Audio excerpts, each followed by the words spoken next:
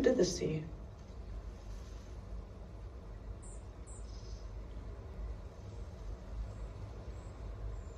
My ex-husband.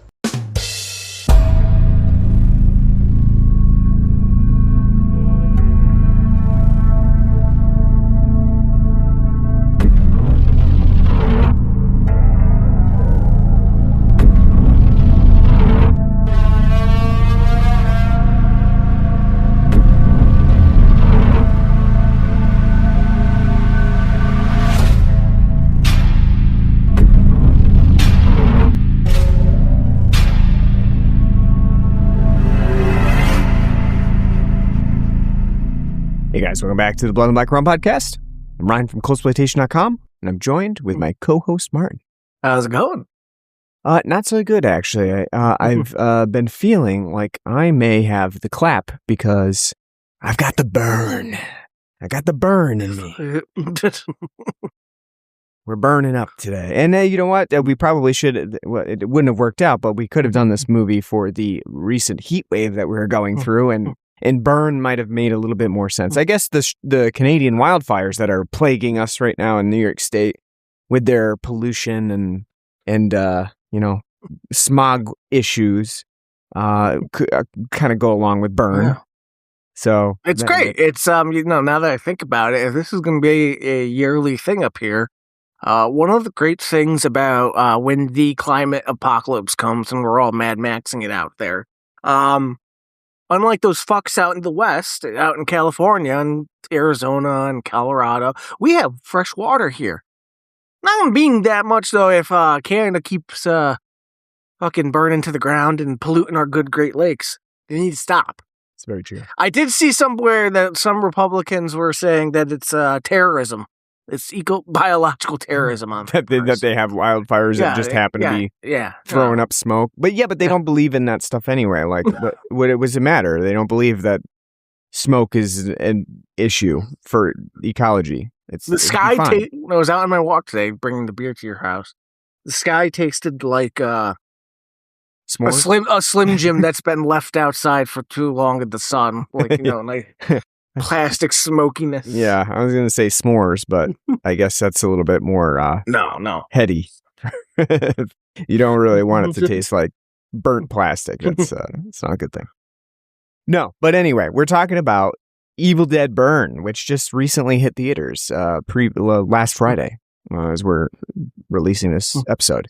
And we did Evil Dead Rise, so thought it was only fair to give the new Evil Dead movie a shot, which seems like every few years we're going to be doing this now. We're going to be, we're just going to be making a foray into Deadite territory, tangentially somehow related to Sam Raimi's initial films. And this one, again, we were talking about off air, but this one, again, kind of caught me off guard as to like when it was actually releasing. I had really no idea exactly. I knew it was on the horizon. I knew it had been worked on and was done, but I had no idea exactly when it was releasing until the other day. I was like, oh yeah, it's in theaters now. And I said, you know what? We probably should go and see that movie. Just to be consistent. And so yeah, that's kind of how we got to where we're at. And if you listen to our last episode on Evil Dead Rise, which now I think what was Evil Dead Rise, like 4 years ago, something like that? 3 years. It's 3 years. 2023. So yeah, it's been 3 years now since we saw that movie. I haven't seen it since. And if you listen to our episode, I think we were pretty critical of the movie. Weren't super big fans of it. Found it to be tepid. We were tepid on the film. That's a word I like to use. Nice little, tepid. And I guess that kind of ties back into Evil Dead Burn. Will this one be more flammable, more scorching, or will it be as tepid as Evil Dead Rise? The funny thing about these movies that I think is an interesting thing that like maybe 20 years from now we're going to be seeing some either featurettes or documentaries made about these movies, is the way that they're getting greenlit and produced and the ideas that are coming from them. Because I find it really interesting that these movies keep getting made, and yet everybody that's working on them is sort of working in a what seems like a bubble of like, I'm doing Evil Dead Rise, And then, then in 3 years, I'm doing Evil Dead Burn, and I'm a completely different person now. And I'm just taking on the reins of the franchise. That's not, abnormal in the terms of like the sequel millhouse of like just pumping out sequels to already established franchises. However, generally there is not like this type of bubble situation. There's, if you think about something like Saw, you weren't working in your own,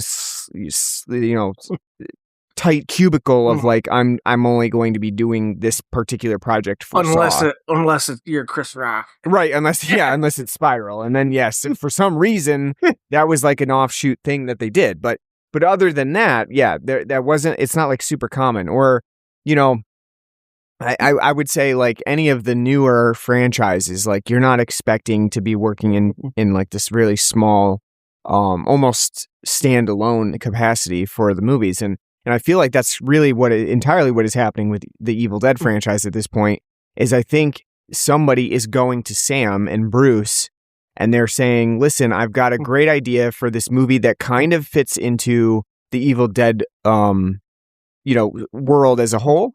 And I think if you give us your blessing, we could make it an Evil Dead movie. And Sam is like, sure. I do think it comes out. He's like, what's my percent? Yeah, no, I don't think it's like that. No, I know, but it's like, yeah, what's my percent? What's my cut on this? I definitely feel like he has it more of like it's more of like a child than that. Like I know you're joking, and same with Bruce. It's more of like a child, and there have been projects that have been turned down for Evil Dead stuff because it just wasn't there. The idea wasn't there. I think that, but the interesting thing to me about it is like, I feel like Sam does have this sort of vision for the franchise. He sees some up and coming directors who have some good ideas or good like creativity flowing, and he gives them that production, and he kind of lets them run with it. I think that's interesting, and we'll talk about how effective that is for the Evil Dead franchise, though, as we get further into this movie. Because as we talked about in Evil Dead Rise, and we also discussed this offline before we saw Evil Dead Burn, is that we don't actually remember a whole lot about Evil Dead Rise. It was significantly not that memorable in most cases. It had some, I remember it having some, fairly explicit gore and stuff like that, which is kind of the de rigueur for if you're talking French stuff in this movie. It's sort of the idea behind expanding the Evil Dead universe now is that like after the remake, you have to be as gory as possible. Like it's got to one up everything that happened before. So I remember it having that, but I don't really remember too much about it. And I think you felt the same, right? Like, yeah, all I really remember is the gore and the final showdown taking place in a parking garage. Yep, definitely remember the parking garage as well. I'd say that's all I remember, and like other than that, like I don't remember like what was going on. I remember like some sort of like slicer gadget in the kitchen too. Yeah, like and like why the hell, like who and why they got the Necronomicon? I can't remember. No. Yeah. As we were talking about, we're talking about this and all the standalones and stuff. On Wikipedia, they had the franchise marked out like this: original trilogies, The Evil Dead, Evil Dead 2, and Army of Darkness. Then we have the standalone films of the 2013 Fede Alvarez remake. Evil Dead Rise, and Evil Dead Burn. Coming out in 2028, it's going to be a prequel, Evil Dead Wrath. Yeah, I did hear about that as well. So, well, I mean, to kind of go back to what we were talking about, like the franchise seems kind of disjointed. We were talking about when we were watching, like, after we got done watching it. Evil Dead to me is a franchise where I think standalones could work, as episodic films can work really well for the franchise. Because all you have to have is some asshole, stumbles upon the Necronomicon and says the magic words, and then shenanigans ensue, which Rise and Burn has done. But, like, it doesn't, like... Yeah. Because it's coming from such a gap, it was 10 years from the remake, it's very disjointed. And then if you're going to have a prequel coming out. What's it a prequel to? The original films? So it's just like a missed opportunity and like kind of a mishandling of the franchise. Like, just you could do every 2 years a new Evil Dead film. Just like do fun. Come up with fun ways to have gore and stuff. And you know what? They don't even have to be scary or gory. Again, as from Army of Darkness, you can do something vastly different. Don't be afraid. You just got to make sure it works. Yeah, I mean, without getting too far into our discussion about the movie, I think that leaves it in a good place in terms of how we feel about the franchise as a whole and about where Evil Dead Burn takes it. I think that it is interesting, again, like the Wikipedia doesn't necessarily set things off in terms of, it just basically says original trilogy and then standalone films that came after it. But I do think that we'll talk about how Evil Dead Burn fits into our own feelings about how it fits into the overall scope of the franchise as a whole. So keep us honest on that. Like, we'll try to get back to that as we, start doing some, conversation about the film as a whole. So we'll come back to that. But first, let's take a break before we get too far in and talk about the beer that we have on the show today. We have a new one from Ommegang, and it's a collaboration with Prison City Brewing, and we've had both of those on the show at one point. And the interesting thing about this beer is that it falls into the Ommegang like OMG series that they've been doing, which we've done like almost every single one of those that they've put out.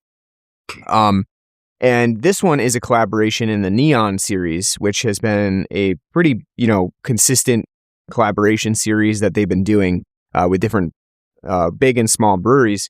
This one is called Neon Riot. So it's the neon of the Ommegang beer paired with the Prison City Riot beer that we did on the show previously, I believe, not too long ago, really. I think it was like maybe less than 5 months ago.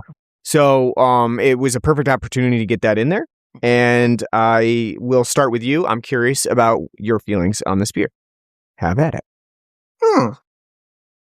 So I don't remember the Prison City beer. Like, it doesn't stick out in my head. I'm sure it was good. We'll have to have you track that down, seeing as you're the keeper of the beer record. Mm-hmm. I like it a lot. It's very good. It's a Belgian IPA. And it basically tastes like, in my mind, in my memory, what Ommegang's Belgian Pale Ale used to taste like when they used to do that, except the alcohol and the hops are kicked up on. It's got a nice, big, juicy coriander, orange, taste that you would want from your Saison Belgian style, yeasty, there's a big hand, like alcohol on the back end. Mm-hmm. Mild hoppiness to go with it, but it's a really balanced beer and it works really well. Like, Ryan will tell you too, like, we're both very sad when they stopped making their Belgian Pale Ale. Is one of our favorites from Ommegang. So this is like a nice, like, kind of revisit, but, up in the ante on it, because it does have more of more IPA notes, so I like it a lot. I would like to have this on the regular in like a 6-pack. Yeah, I would agree with that. I mean, I think that this is like a good, nice bridge for the, what Ommegang used to have, which was this BPA, this Belgian Pale Ale. I did, when, first tasting it, I definitely got that nice hint of the Belgian flavor to it, the nice malts that you would expect from their Belgian style beers, along with this nice, like IPA, kind of almost like a New England style IPA flavor to the Prison City Riot, because this is sort of a combination. It's like melding basically the Ommegang beer with the Prison City Mass Riot beer, and I think that it works really well. As it stands, I think this definitely feels more like a collaboration than some of the other beers that they've had, which kind of you were kind of left wondering, like, well, what is really like, it doesn't really stand out, like either brewery was necessarily involved in the process. This one, I do think it has distinctiveness to showcase both breweries a little bit. And I really like it. I definitely would get this again. I think that this is a solid entry into the Neon collaboration series that Ommegang's been doing. And, again, I really enjoy these collaborations where they're obviously looking for partners to really kind of hit that, small brewery aspect of collaboration and, reaching out to these areas that may not necessarily be really prevalent in our area in upstate New York. So I like the idea, and I like this Neon Riot beer. Check it out if you're seeing it anywhere near you. I know both of them have been trying to sort of expand a little bit from the small upstate New York area that they have into more bigger territories, especially throughout New York State. I don't know if they're reaching further outside of New York State than that. But if you do see it, I would recommend grabbing that Neon Riot. All right. So with that, let's talk Evil Dead Burn. First and foremost, as we discussed, so actually I wanted to set out a disclaimer here. I'm going to be upfront and say that I found Evil Dead Burn to be honestly an entertaining film. It is completely an entertaining film.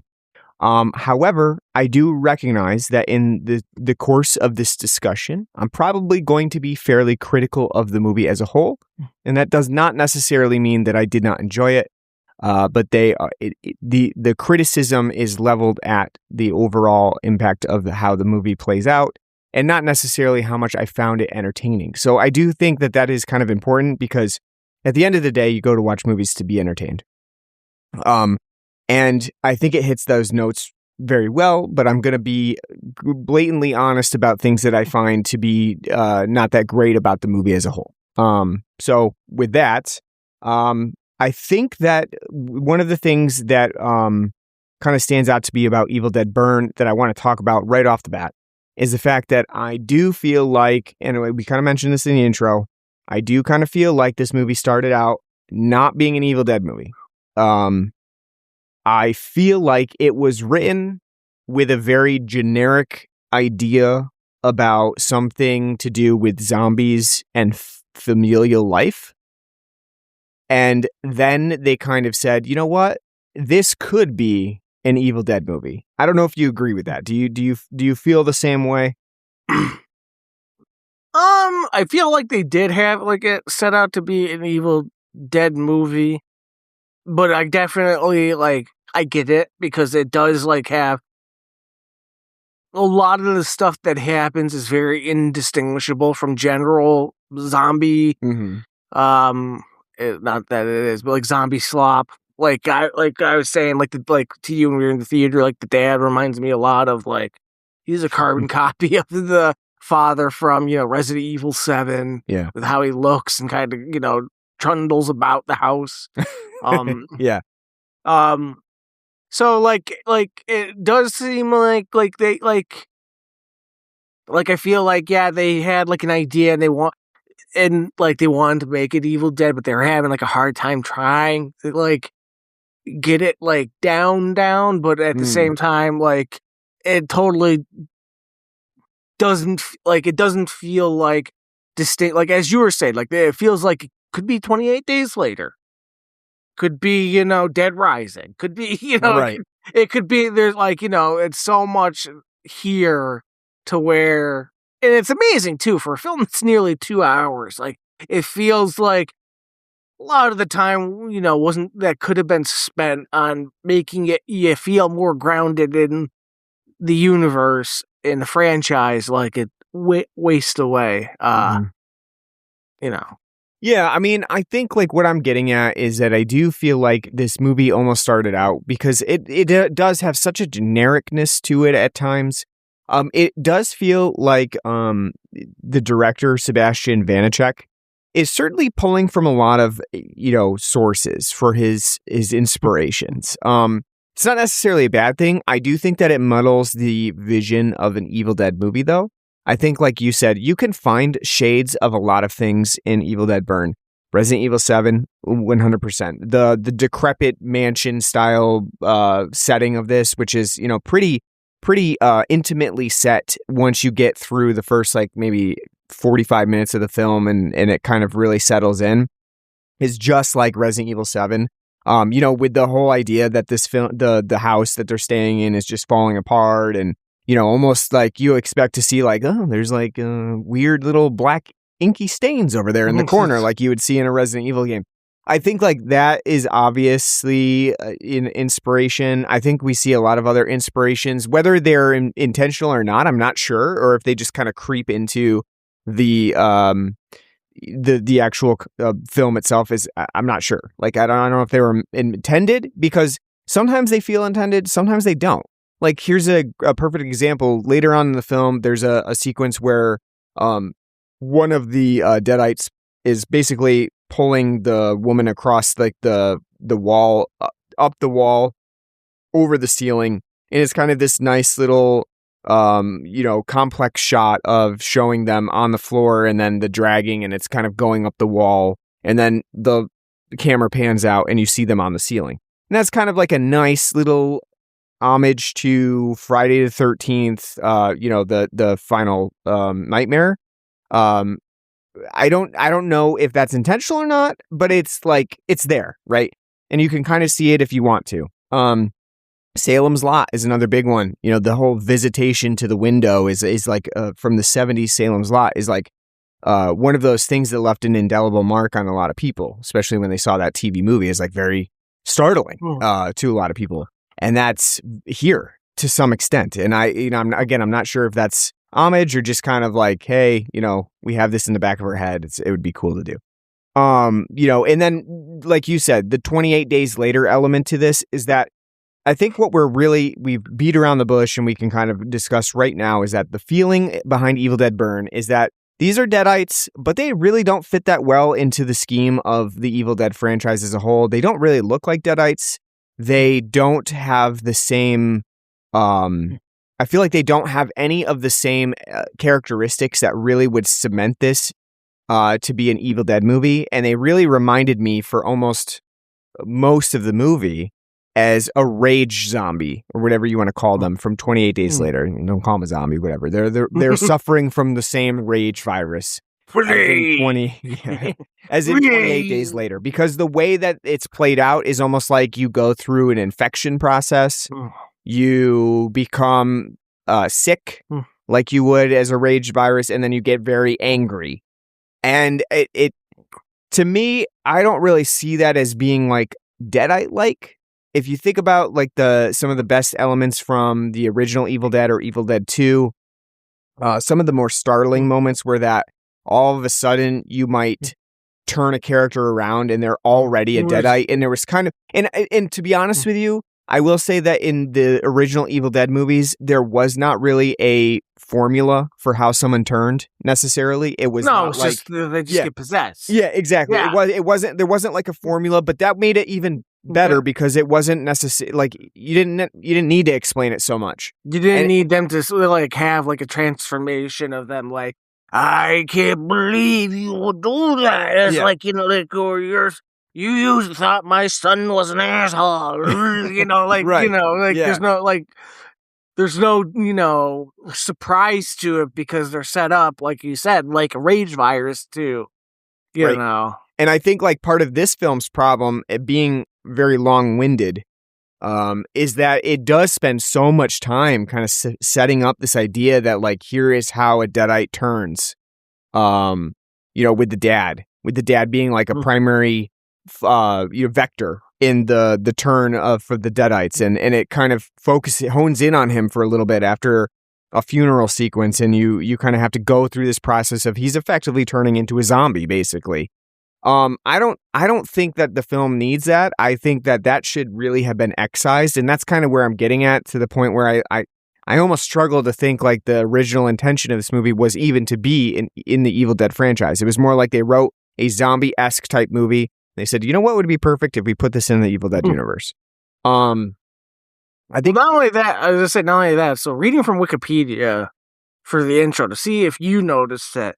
So the girl that gets hit by Will in the car, she's a Deadeye. Apparently, that's supposed to be Jessica from Evil Dead Rises, which I don't even remember. Which means this is all tied together, and it just seems because like you said, like it makes it more like a zombie for the fact that like she like if that's the case, then like she transfers, the possess which doesn't even make any sense because again, in the it's just you say the words and the demons are out and possessions happen, not that it's contained to the one body like it's a fucking Exorcist film. Yeah, I mean, I kind of got this idea like from the intro that it was post Evil Dead Rise, but to be honest with you, like we were talking about, I don't remember that movie that well. Neither do I. Like the opening with like the boat in the lake felt like okay, that's kind of like right. It was kind of like from Evil Dead Rise, but like because we both you even looked at me like, is this supposed to be like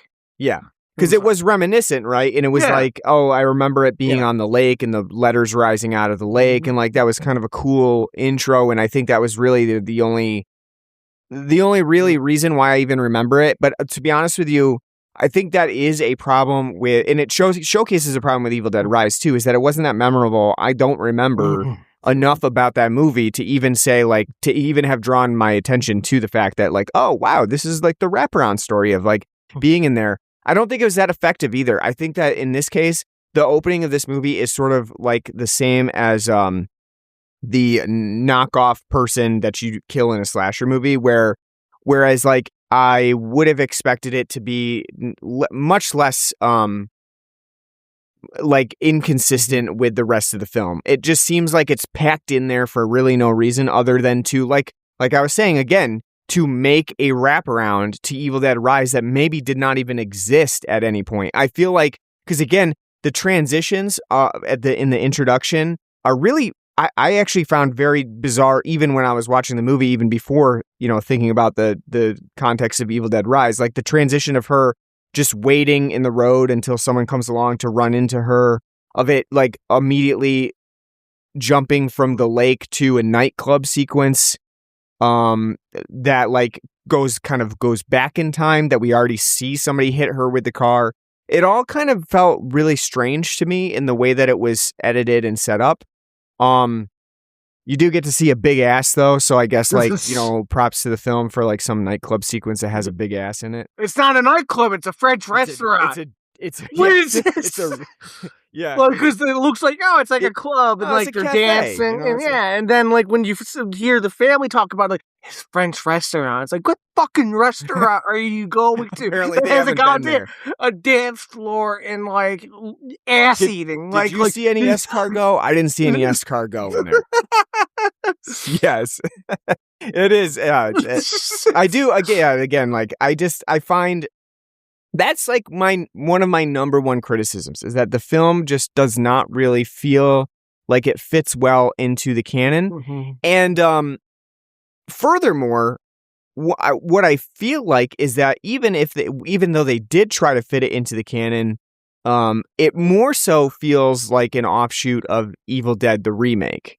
It almost feels like it has almost no genetic component to tie it to the original Evil Dead trilogy. If anything, it feels more accustomed to like that remake Evil Dead, where all of these sorts of movies kind of are another iteration of Mia from that Evil Dead remake, right? Like every single protagonist in both Evil Dead Rise and Evil Dead Burn, they are effectively a copycat of Mia, put in really similar situations, and sometimes even almost like shot for shot, very, very, thematically similar. I don't think that's necessarily a bad thing, but I do think that these films in the series would benefit from branching out of that context of traumatized woman who fights off deadites. I think like we've done it now.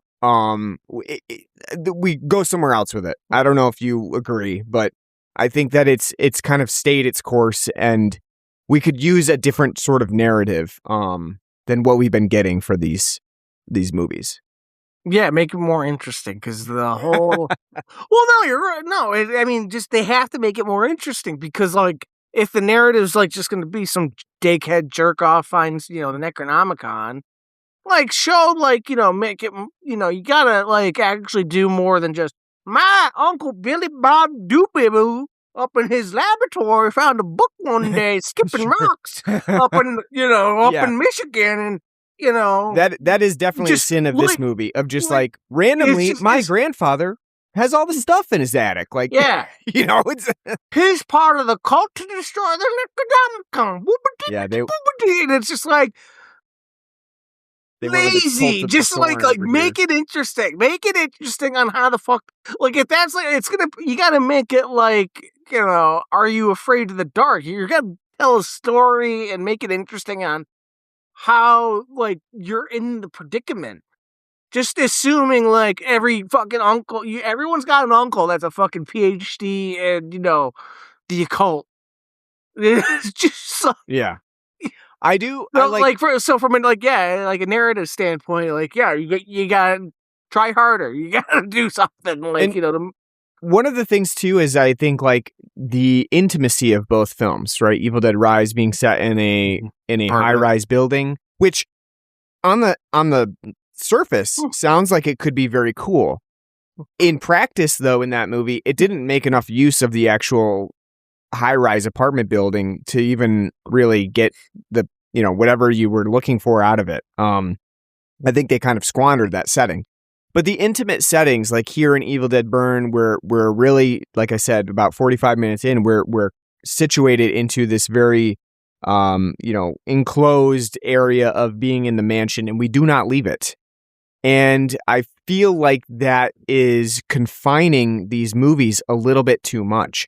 I understand they want to capitalize on the same idea of the original Evil Deads, where we have this specific cabin setting and a very intimate connection with the cabin setting. But I think it's just confining it too much. Going from a cabin to like a plantation-esque Forrest Gump house, like not really moving the needle. And again, that's where it feels also like a modern horror game. Mm-hmm. Oh, it's like Resident Evil, like it's taking place at this house, or Silent Hill, like it's in this one little spot. You have all those great shots of like when they're doing like the tribute to the originals with the woods and the camera. Yeah, they don't even use it. They just use the lake in the beginning for your Camp Crystal Lake bit, and that's it. Yeah. And then the rest of the film outside of the very end is completely contained to just, the homestead. I think the film is pretty well shot, and it does have a lot of creative sequences. Like you said, the drone camera shooting over the forest, pretty cool. But again, doesn't really draw on the element of Evil Dead. Like, I did not think of the stereotypical Sam Raimi tracking shot of the Evil Dead tracking like I did in some of the other films that were emulating it. I think that was kind of lost when you have this approach of like, yes, the drone shots look great, very smooth, very beautiful, Vista-esque, but they do not have the charm that a physical dollying, sequence of that, shoot that Sam Raimi did. It doesn't have the same approach to it, and it doesn't feel the same. Like even something like that's like a really good shot that I was like that sticks out in my mind is like when the guy's getting dragged underwater after the boat gets flipped and it zooms out and you see that panoramic shot of the lake and him being dragged down with the bubbles. Like, man, that's really cool and looks great. And can add to the tenseness of the horror because you get to see, it's not just Jaws. Rah! You get to see this whole spectacle. But at the same time, it's cool. That's a good shot. But then you move on, and it's we just did the same opening as Evil Dead Rises, basically. But this time they burn, Yeah, and I like I said, I am not begrudging the film. I think it has a lot of fantastic shots. I think Sebastian Vanacek does a really good job of managing some very difficult, complex scenarios. Another good example of him doing a great job is the whole scene where Suhaila Yakub's character is Alice is trying to run away from like this struggle between a bunch of Deadites and her brother's or her boyfriend's brother, and they're getting slammed through the walls and everything, and it's like a long tracking shot of her kind of crouching through all of that mess, and everything's happening in the background. Very complex, well stylized. I think that it looked really cool. And those are the things that I when I was watching Evil Dead Burn, like I said, as much as I am going to be critical of the film as a whole, I do think that it creatively and, even entertainingly, it was fun to watch. It does have elements to it that I did enjoy.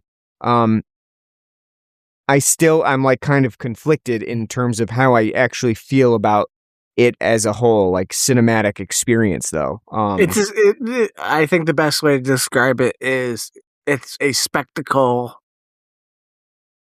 It's a blockbuster. Sure. It's a spectacle. You're gonna enjoy, but like when you try to think too hard about it, you're like, wait, that doesn't make any sense. Yeah, it's kind of funny that you say that. Like it's a blockbuster, and you're saying it about like an Evil Dead movie. It's like a hard R film with all like the way the gore and all that takes place. But it is because like if you turn your brain off, I think like because again like. I did not enjoy the film. I did enjoy the experience, and like you, I am critical of it, but like as like a popcorn, like throw it on the background, like during like a party or Halloween. Yeah. It's got that charm to it. Like, right. I'm not saying I would not revisit this movie. I definitely think it could be something fun to just throw on and, like you said, turn your brain off. You really have to in this movie.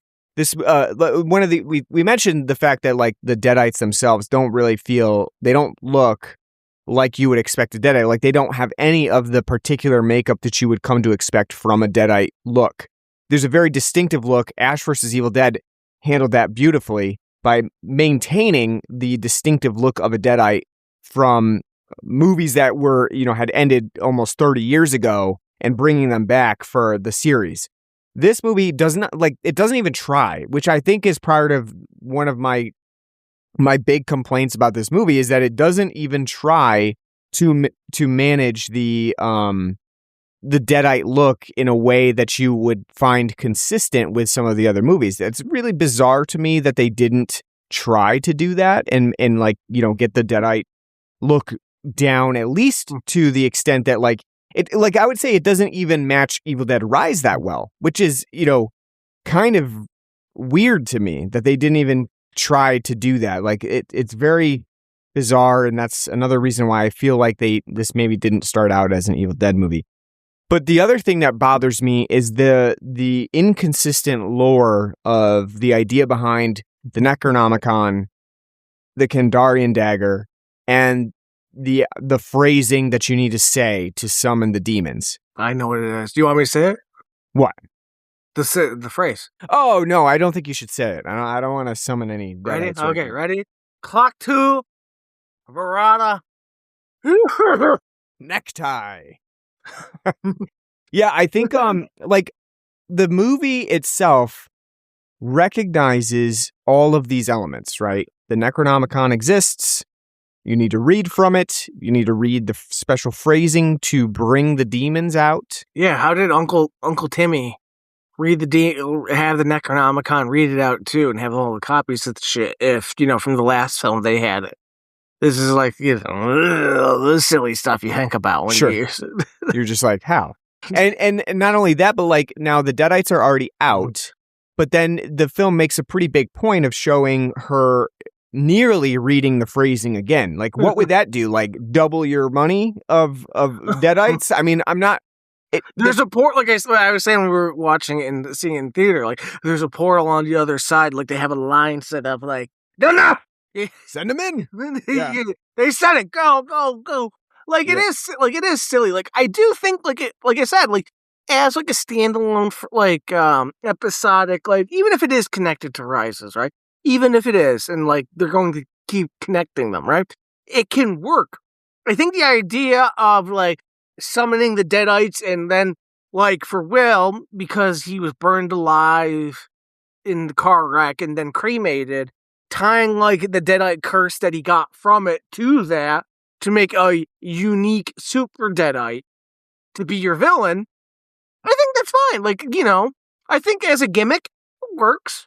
We, give it like some kind of theme, so that's why you can be like, Evil Dead, ice, Evil Dead, earth. We're in It gives, Antarctica. it is, it is something. Yeah.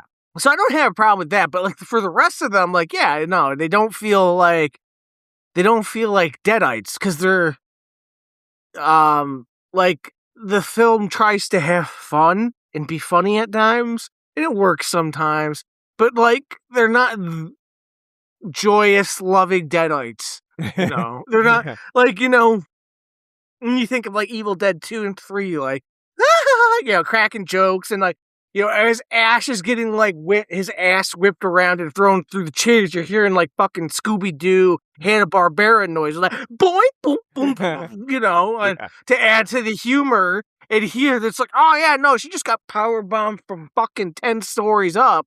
Yeah, no, but she's okay, she's fine. It's not like there's no comedy to that part. Yeah, I mean, what do you think about the comedy? Like, I think that it does try to infuse it. There's obvious humor breaks. I feel like the film is a lot more dour, though. It's and like again, it's hit or miss. Like at the funeral, we told them, because there's a construction site nearby, we asked them to stop around 12. It has to like where was, because you hear in the background, like the construction's still going on, like that's funny, but like the transition from the opening to ass in your face at the restaurant, like totally, okay,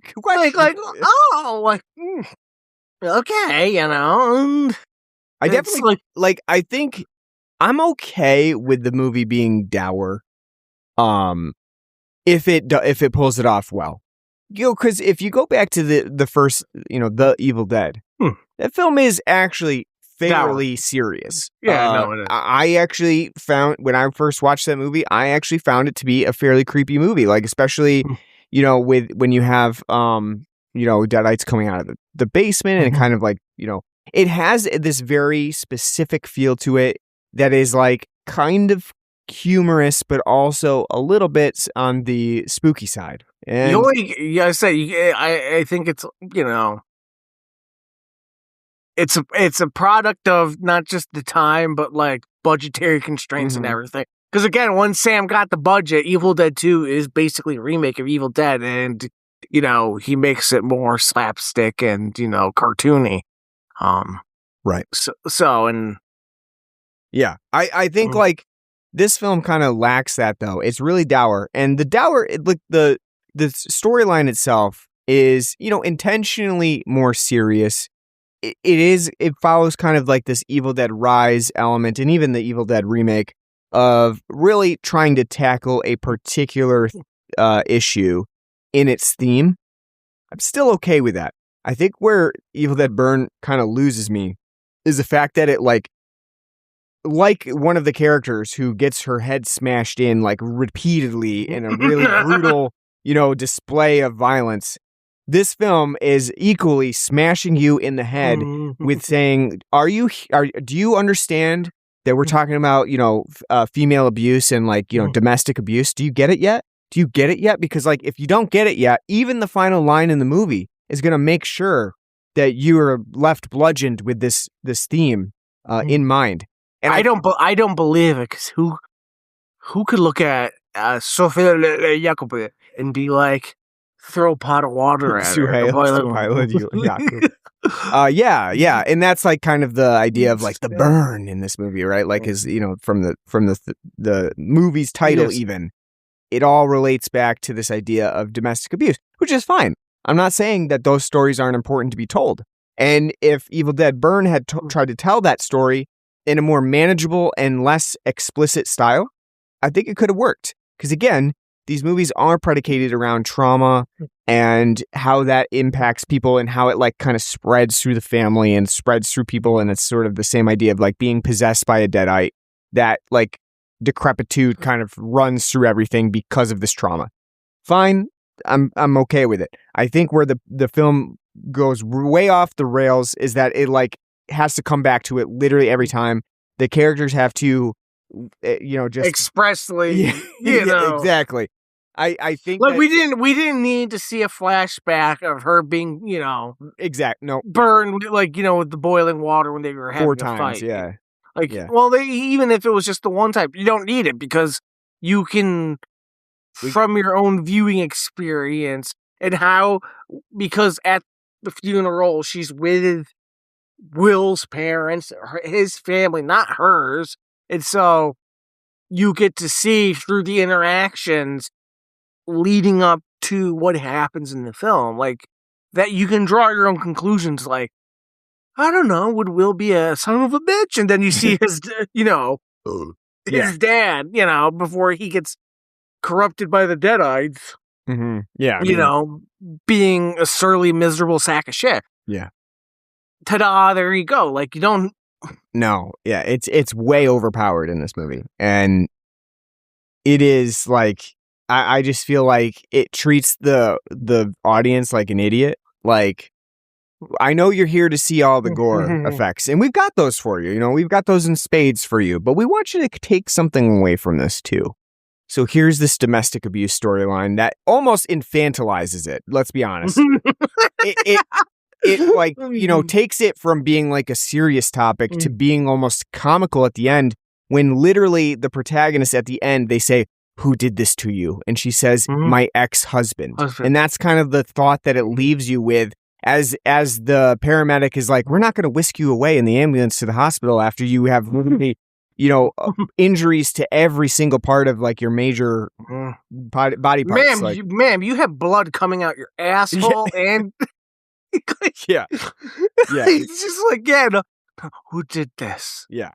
The cops showed up and they're like, "Ma'am, who did this to you?" And they're like, "She's like, my ex-husband." They're like, "Open and shut case, Johnson." Yeah. Time to go back to the station. We got other things to deal with. Yeah, I feel like it kind of turns it into a like almost it's funny at that point. It's like, listen, I do think though, like it's not the opposite of apropos. So I don't know the word. I'm not as well read as you. Because I almost feel like with how illiterate and unable to see themes as a society today we are, like it kind of makes sense. Like, yeah, but at the same time, like this is like Hollywood's problem for years on end, to be so very like, this is what we're going for, you fucking idiots. So it's like a tale as old as time. Like, this is what they're doing on purpose. Because I feel like a lot of people, like, and this comes after me telling my mom to watch Starship Troopers, and I'm like, I need to see if you can glean anything from this. And she's like, they just killed bugs. I don't know what was going on. So it's like, I feel we're part of like, are we the asshole crowd? Like, for being part of that special generation without the lead and, media critique. I don't know. Maybe they felt that it was necessary, or like people were going to be on their phones while watching. Yes. And they're like, only, they stop scrolling when there's the gore parts, and then they go back to scrolling until they, they have to explicitly say it out loud. But whatever the case, I felt like it was like way too overdrawn. Yeah, and the whole idea, to be honest with you, the whole like, what is it, like last 30 minutes of the movie where it's the showdown between her and this Will, deadite Will that's come back, and the whole idea, the symbolism of facing your abuser. wow, man, that just goes on way too fucking long. He also looks like he could have been Scorpion in Mortal Kombat, right, or like point, some sort of Marvel enemy that comes out, with the CGI. No, I mean, I feel like that is where, again, the film really loses it. Not only because you're like, Jesus Christ, like, how many times is this guy going to keep coming back? Like, in the element of just being done with the whole thing, but also the fact that it, like, brings it to, like, this very generic construction yard. The whole idea of, thematic narrative consistency is kind of thrown out the window. Like, nothing really makes much sense if you think about it for more than 10 seconds in this, this whole part. I really dislike the ending, but yeah, well, I mean, again, this is where it's spectacle over substance. Like her fault, wow, how, like, this could be a Charles Bronson movie, fucking cars blowing up and right, showdown in the construction yard. We Texas just need Will to Chainsaw show Massacre. This is not of the final surprise, right? Of like you made it out alive. And you're, that is a great because it's abrupt, chaotic, and like it happens and then it's over. Like this one is like, okay, we get the final scare. Here's the last baddie. It's like you're playing a Japanese game and you're like, I beat the boss, and then it's like, oh wait. Yeah, no. Sephiroth is evolving, and then they have to fight him at 50% health. What the hell? And then you beat them, and you're like, I got nothing left. Oh, wait! One more round with super duper. Like that's what it's, So say, I used to play this game, that same type of game with my son, where he'd be like, wait a second, no, I'm level 37 now. And like, you just keep going and going of like being a boss battle. It is the same idea. And at the end of the day, you're just like looking at your watch like, man, when is this over? Like this just keeps going on. And the logic of like the Kandarian dagger too is really stupid, frustrating. It makes no sense to me. It's just flying around. The Kandarian dagger has been hidden in this attic of the grandfather, right? The Deadites are looking for it, presumably because they want to take it someplace where no one can ever have it again, so Deadites can wreak havoc on earthbound humans, right? That's my understanding. But the film never really gives a motive to why they want it. But that's my assumption of why they want it. And why the fact, like they get called back and that's the first thing they're looking for. Right, exactly. Like, I gotta take get the dagger and take it to the one place in the world no one would ever go to. A White Castle. That's yeah. My assumption is that, but the film never gives motive to it, so you kind of just have to assume that's the case. And then so like, fine, I guess I'm okay with that. But like, there's a lot of illogical things that occur, right? So like, when a Deadite possesses someone, they apparently tend to get their memories. They know things about the person that they've never explicitly said before, and yet when they possess the Will. He doesn't know shit. They don't know where the dagger is. They have no idea for some reason, even though they've possessed him. And then later on in the film, she, Alice's character, she's ready. She's trying to trick the Deadite, so she throws a dagger into cement that's getting poured, as though it's going to be encased in cement forever. And the Deadite goes looking for it, and it's like, but why?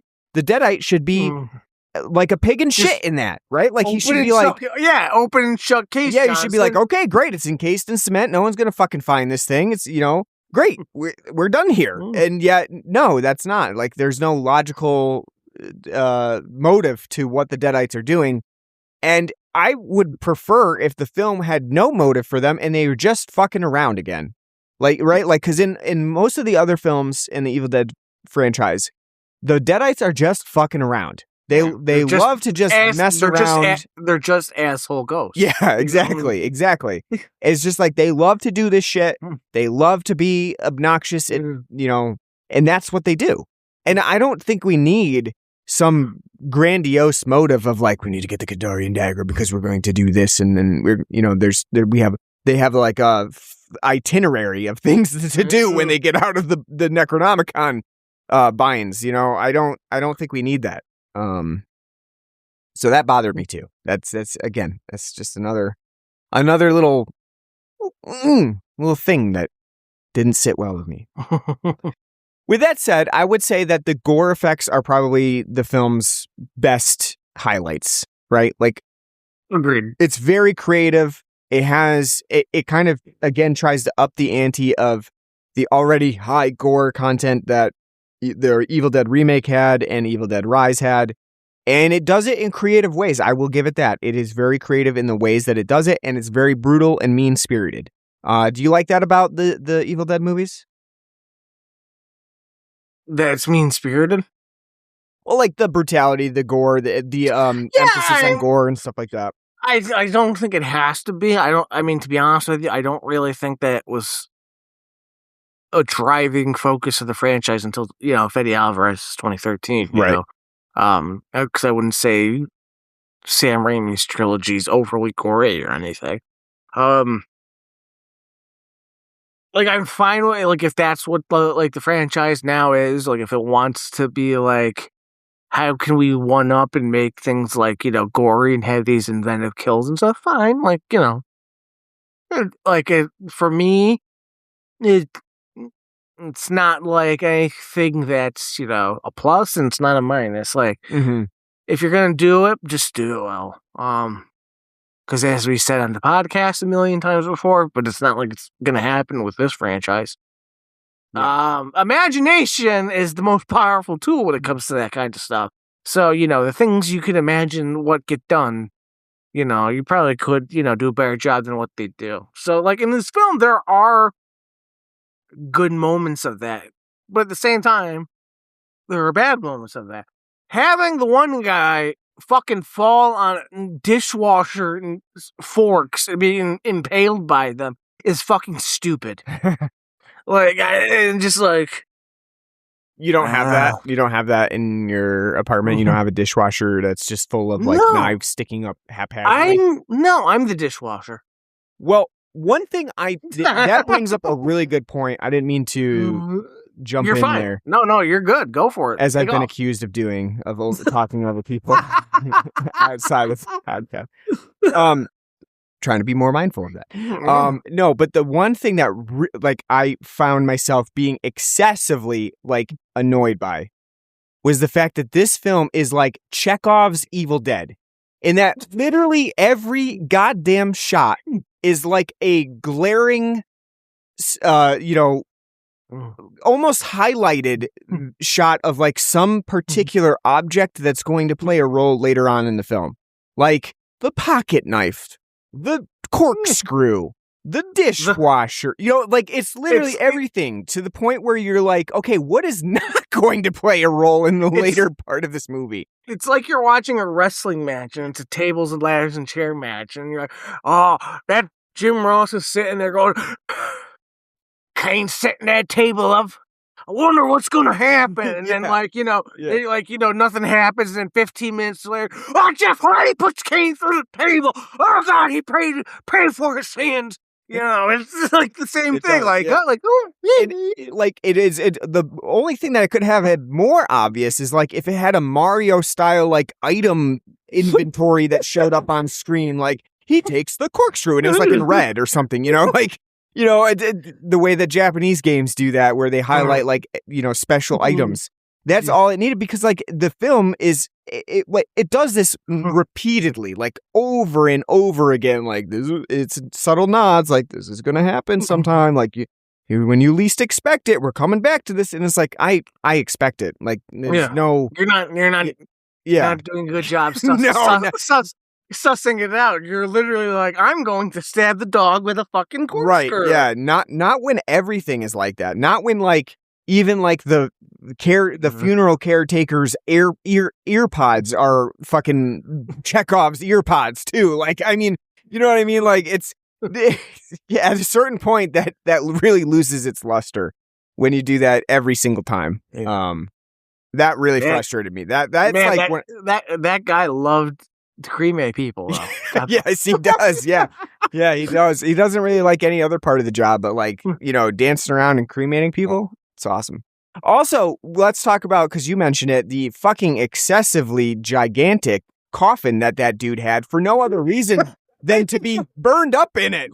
Seriously, it's the most elaborate coffin that you can think of. It's Tutankhamun's tomb getting thrown into a crematory. into the like an incinerator. Yeah, no, like it's so big for no reason. You're like, oh, no, like, and it's like, why the fuck is this thing so big? The guy wasn't like right. huge. Like, what the hell? The thing that they don't show you is like he was like 8 feet tall. Like they didn't get a chance to show that information. But yeah, like, and then that bothers me too. Is like you're buying this like really elaborate over the top coffin just to burn it up, and like, why would you even bother at that point? Like, just put me in a bunch of wood and just throw me in there. Like, I really don't give a shit like what I'm surrounded by.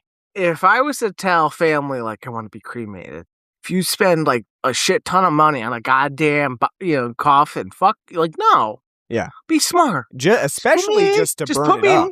Yeah, just put me in one of those, like, a few dollars more coffins, where yeah, exactly. Clint's sitting there like, better make it 3. That would actually be awesome. I would prefer it. And the thing that, is funny when thinking about that is like when you get those ashes back, think about how much would be a person versus the wood around them. Like, it's going to be mostly wood at that point, like the ashes that you get. Like, probably the urn's going to be like 30 pounds of ashes, Because the coffin's so goddamn big. It's ridiculous. Not only that, though, one thing I just noticed now thinking about it. The family gets upset because Alice is dressed up in, like, European Serb asshole, like, leisure wear with, like, her fucking, tracksuit and whatever. And they're like, you didn't even dress nice for your husband's funeral. You hated him. There were 3 people at that funeral. Yeah, that's true. Like, what? Like, why are you upset? Like, how she's even like, it's just funny because she's like, you dress nice, or and it's literally no friends at all to attend the funeral. You go to the funeral, it's literally just her, the parents, and then his brother and his girlfriend, and it's just like. That is hilarious. See, I did think about that. I was like, like the film didn't really harp on it either. It didn't really discuss or even mention why the funeral would be like so lightly populated. It's missed opportunity there. I think. Guess everyone knew he was an asshole. Yeah, it's just funny. It's just like, again, I don't know. The film has to really harp on those types of things. But what else? What else didn't I lead us into? Anything you that I didn't mention yet? That's like all I could think of. I think that's about it. I mean, I think we really covered it. I think, well, let's just give it a rating. We might as well just get into it and feel out how everybody appreciated the movie. So, on a scale of 0 to 10, boating incidents, what would you give Evil Dead Burn? Man, so many goddamn boating incidents. That's true. Up there. Yeah. I'll give it a 6 out of 10. It's like, as you said, like, it is a very flawed film, but it is fun. It's long. It is too long in the tooth. Could use like half an hour cut off of it. But when the film is doing the deadite smashes and gore and fun and kills and fights, you turn your brain off and you have fun. I had more fun with this film than I did with Rises, that's for sure, from what I remember, because I remember feeling it was pretty boring. Here, even though this film is longer, at least it has a good sense to have enough entertainment to keep me, going. Will I revisit it? No. If it's on, though, it's not like I'm going to get mad. It's like, again, when you think about it, it is fucking stupid. Nothing makes sense. As Ryan said, it's over the top in the way it like babies you through some of this, the story and character development and stuff. But at the end of the day, it is what it is. A over the top, gore fest. If you can have fun with that, you can have fun with it. I don't think anyone's gonna walk away from this film thinking they just saw The Godfather. There's no one's gonna be like, this is changing, cinema forever. So like yeah, like I was entertained enough and to enjoy it. So yeah, 6 out of 10. Yeah, I'm gonna agree with you. You know, I was pretty critical of it, but I'm gonna give it a 6 out of 10. I think that it is overall an entertaining movie. Hmm. It does a good job of doing what a film should do, which is primarily to entertain. If you were to really sit down and think about it, it really loses a lot of its its main points, because it doesn't have an internal consistent logic to it. It doesn't really meet the franchise's expectations of the canon. At least certainly from Sam Raimi's films, but then again, not even really situated within the extended standalone franchise of Evil Dead movies, and even if it did do that, there's no explanation as to why.